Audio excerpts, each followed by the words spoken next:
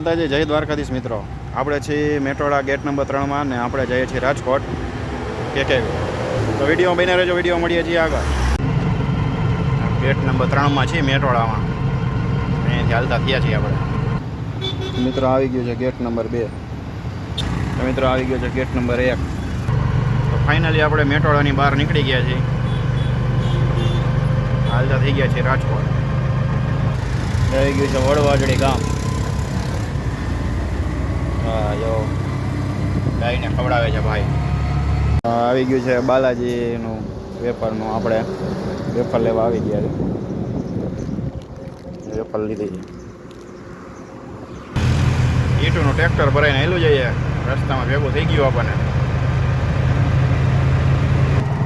આવી ગયું દાદાજી કાફે. દાદાજી